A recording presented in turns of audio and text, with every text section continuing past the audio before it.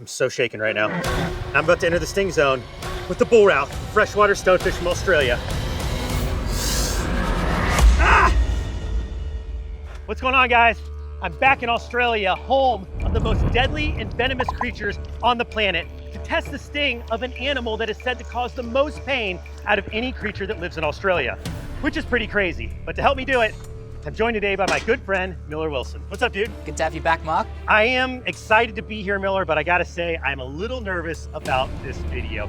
Why don't you tell everybody at home what creature we're trying to catch today? So today we're going to be trying to track down Australia's most venomous freshwater fish, the bull rout, also known as the freshwater stonefish. Which is a pretty aggressive title for an animal, because I have been stung by the saltwater stonefish, and it's something I would honestly never attempt again. So when you told me about the bull rout, of course I was curious. I know 3 people who have been stung by this fish, and all 3 of those people were hospitalized. For real? Yeah. Oh, dang it. All right, well, we're gonna try our best to catch one of these guys, so Miller and I are gonna hit the trail and see if we can find ourselves a freshwater stonefish. Anything to look out for over here, Miller? Lots of venomous snakes around this area. Some of the world's most venomous snakes actually live in this forest, so really, got to be careful. Aren't there leeches out here? Leeches, plenty of leeches as well. No shortage of them. Yeah, probably gonna get a couple leeches today. Hope it. God. Oh, here's a big leech right here. Oh, here's a couple. Oh, tiger leeches. Oh, there's another one. They're everywhere. They're like going up your legs. Yeah. But look, they're literally everywhere, all over the floor. 1, 2, 3, 4. Oh wow, there's one right in my boot. That got me. Leech alley. Look, there's another one on my foot right there. Gosh, this place is full of stuff that wants to bite you and sting you. All right, here we go. All right, let's go. I want to know a little bit more about these hospitalizations. Tell me about one of the stories, if you don't mind. Yeah, so it was actually my granddad. No way. And he was a police officer, and they got a call up saying that there was an illegal fishing net in a freshwater river. So he went out there to remove it, and as he was pulling in the net, he put his hand on bull rout, a freshwater stonefish, and got multiple spines in his hand. He grabbed it? He grabbed it, yeah. Oh. Very bad. He ended up going to the hospital? He went to the hospital, they gave him some medication. Yeah, his hand swelled up like a balloon, and for the next couple days, it was still painful. So, something that you have to be very careful of. All right, well, we are going to attempt to navigate this creek and hopefully get a freshwater stonefish into the net. So where are the stonefish living? We're gonna have to be very careful, because even in all of these little pools right here, I've found big stonefish in before, because when it floods down at this creek system, it washes them from the deeper pools that they usually live in into all these shallow sections. You could see how easy it would be for something to just live right underneath that. You step there and then you're in a world of pain. World of pain, that's it. Up here is where I've actually found one of these bull rout before, so we'll go check it out. So Miller, are they very fast, or are they pretty stoic? So the reason why so many people get stung is because they won't move out of your way. Okay. They know how venomous they are, and they'll sit there with their spikes up. Even if you walk over to the side of them, they will angle their spikes towards you. So that's almost like, reminds me of a lionfish. They're aware of where their spines are, and they'll pivot right to you. So, if you step near one, you're stepping on it. Yeah, for sure. No doubt we would have walked past a few of these fish already, and they're just so camouflaged, very hard to see.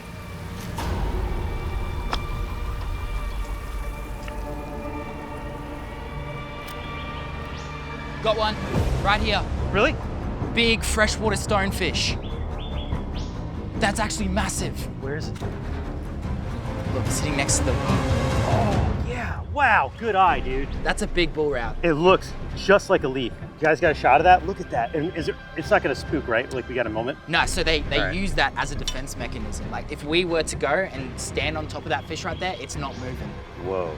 How are we gonna catch it, Miller? Do you wanna snag it with the net, or? I think if you use that clear container, put it in front of the fish, I'll come around the back and tap it on the tail. It might go in. Okay, let's try. All right, ready? Yeah. Just gently push it. There we go. All right, shut the lid. Got it. Got it. Let me fill it all the way with water. This is dangerous. Yeah.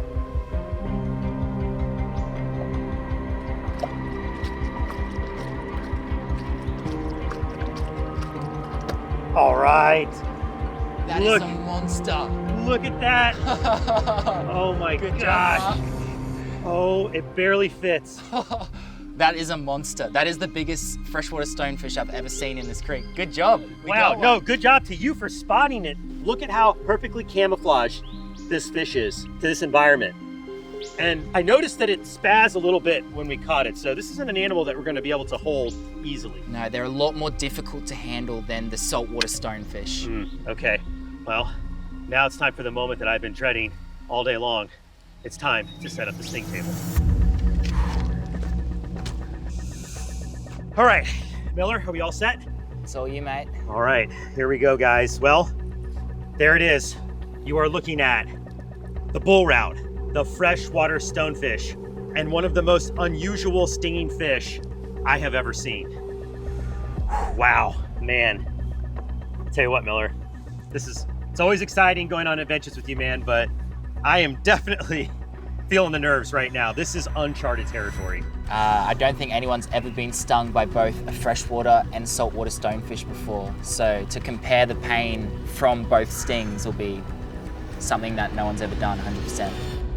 The saltwater stonefish was by far and away one of the worst stings I have ever experienced. When it's all said and done, this should be just extraordinarily painful for me and hopefully educational for you. Ah! God. Immediate fire. Spreading up my fingers. I can already feel it in these three. Hang on, I gotta walk it off.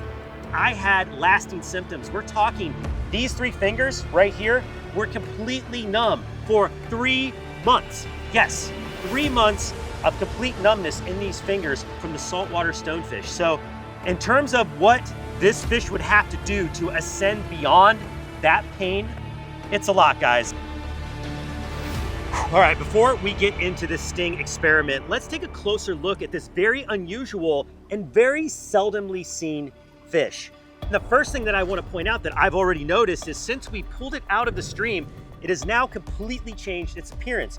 Once we sat it on this light metal table, it is also now much lighter in coloration. And I believe if you zoom in close enough, you'll be able to see why. There's these tiny black dots all around its scales and its face. And I think those are like chromatophores, just like you'd see on a squid or an octopus, where it can expand and contract those cells to completely change its color. So the camouflage is great for avoiding predators, but if you can't avoid a predator, what does this fish use?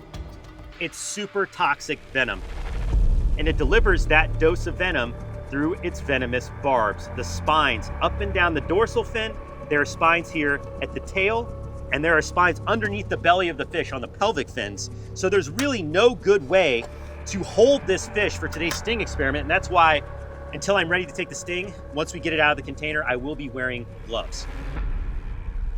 Now, just like all the other bite sting experiments, we are going to put this fish on the bite sting index on 3 different factors: intimidation, pain, and aftermath. One last thing, for a remedy, your best first aid scenario in any fish sting, hot water and a compress. So with all that being said, it is time to enter the sting zone with the freshwater stonefish. You ready, Miller? Ready to go, mate. Okay. All right, so the fish can be out of water for upwards of 10 minutes. It won't be that long, but just so everybody knows, this fish can breathe air while being out of water. All right, look at how it raises its fins in defense. I just want to point that out. As soon as I go in for the grab, ching, like a bed of spikes, raises them up for defense. Okay, got a grip. Okay, fish is out. Miller, why don't you come in here? I'm gonna remove this glove. I just want you to basically hold the fish in place. Yeah. All right. I'm so shaken right now. And I'm about to enter the sting zone with the bull rout, freshwater stonefish from Australia, on 3. 1, 2, 3. Ah! Oh, we got it. Yep, definitely in. Ugh. Ah! Get it, good. Ah! Yep, okay. My Miller, put it back in the water, please. Yeah. Yeah, that burns. Ow. and it is burning, building.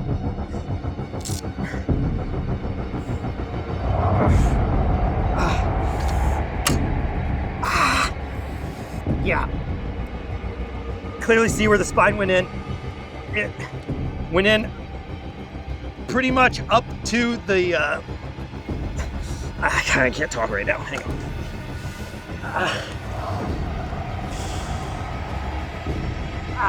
Miller hurts. Yeah, definitely burns. Like all through those fingers. Definitely some neurotoxin going on in there. It's not just, it's not like the other ones. It's way different than the saltwater stonefish. Way different. And those spines way sharper than the stonefish. It took almost no pressure. And that went all the way in as Yeah, well. yeah. That's a good sting. Yeah. Those spines are needle sharp. If you put all of your weight, it would go all the way in. Like, I could have easily gotten that spine an inch into my hand with more pressure. Like, it was just going. And I'm here to tell you, if you were to step on one of these fish, if you were to take a whole handful of spines, you're definitely going to the hospital. Like, this is excruciating, just a single barb. Wow. Do you need any hot water? Yeah, I'm gonna just try to endure it a little bit. I just wanna see if it spreads beyond my hand before I put it out. I don't know. We're gonna have to wait to see how bad this gets, the aftermath. Miller, thank you, brother. Good job, mate. Now we've gotta wait for the next 24 to 48 hours to see just how bad this sting gets. Don't forget, if you're ever stung yourself, hot water, compress, and if that doesn't work, hospital. But right now, we are going to roll the official Brave Wilderness Sting Index rating of the Bull Rout, the freshwater stonefish from Australia. Roll it. On intimidation, I was definitely nervous. The saltwater stonefish caused lasting nerve damage in my hand for over 3 months, so I had an idea what I was in for. And once I saw those long venom-laced spines stand up, it sent chills all over my body. Even though the bull rout may be a smaller fish, the unknowns of its venom score at big-time points. Plus, hearing Miller's account of his granddad going to the hospital from a sting, yeah, I have to award this fish a whopping 9.2 out of 10. For pain, just like the saltwater stonefish, the sting sparked an instant inferno that intensified with each passing minute. And even though the small puncture wound may not have bled out very much, the venom surely found its way deep into my hand, and it hurt bad, giving this fish an 8.7 out of 10 on the pain index. For the aftermath, there really wasn't one. It was nowhere near the saltwater stonefish in long-term effects, and after applying the hot compress, the burning sensation subsided entirely, much like my reaction from the scorpion fish in Florida. Now, my hand was a bit sore for the rest of the day, but that was about the full extent of the aftermath. All this being said, I can only award this river-dwelling fish a 4.7 out of 10 in this category, giving the final tally of the bull rout, the freshwater stonefish from Australia, a 7.5 out of 10, falling just below the assassin bug of Borneo on the Brave Wilderness Bite Sting Index.